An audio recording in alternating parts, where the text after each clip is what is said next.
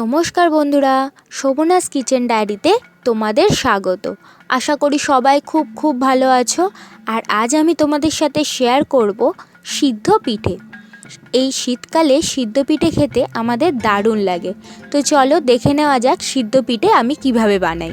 শুরু করার আগে যারা আমার ভিডিও নতুন দেখছো তারা অবশ্যই সাবস্ক্রাইব করে দিও আর কমেন্ট করে জানিও তোমাদের এই রেসিপিটা কেমন লেগেছে।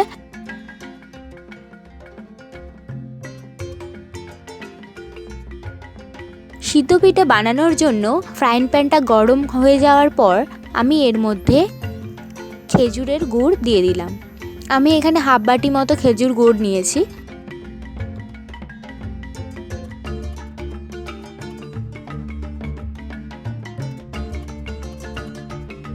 দেখো খেজুরের গুড়টা গলে গেছে।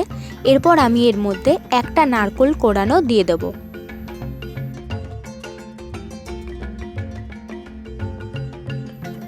নারকেল আর খেজুর ভালো করে মিশিয়ে পুর তৈরি করে নেব।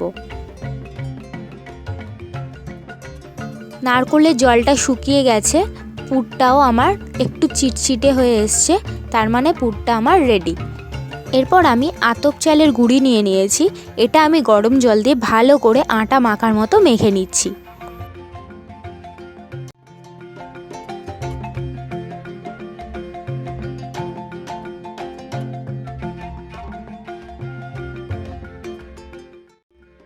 আমার চালের গুঁড়ি মাখা রেডি।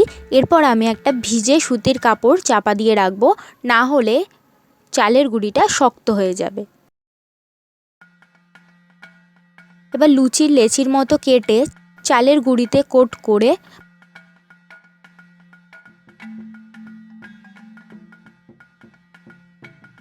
বাটির মতো আকার দিয়ে নিচ্ছি।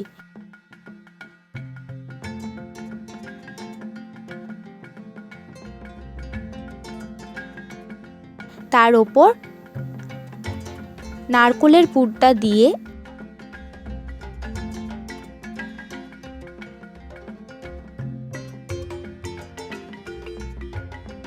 এইভাবে পুলিগুলো গড়ে নেব।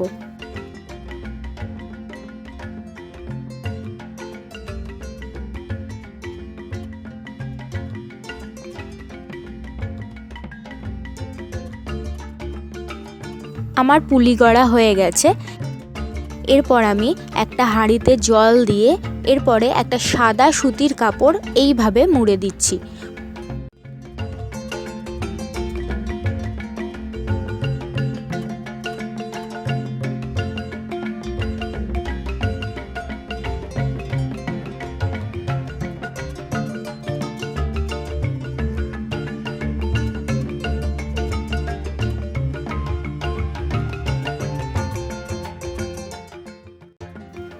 মুড়িয়ে আমি একটা স্টিলের বাটির মতো এর ওপরে চাপা দিয়ে দিলাম।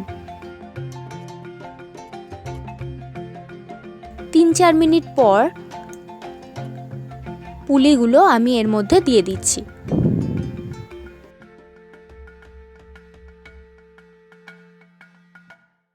পুলিগুলো দিয়ে 10 মিনিট আমি এইভাবে ঢাকনা দিয়ে রেখে দেব। 10 মিনিট হয়ে গেছে, আমি খুললাম। দেখুন আমার পিঠেগুলো রেডি হয়ে গেছে।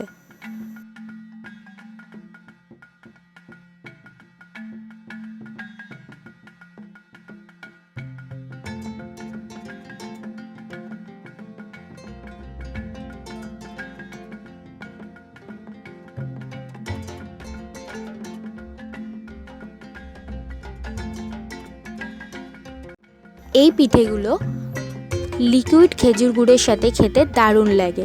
তো বন্ধুরা, আমার ভিডিও যদি তোমাদের ভালো লেগে থাকে তাহলে অবশ্যই লাইক করো, কমেন্ট করো, সাবস্ক্রাইব করো।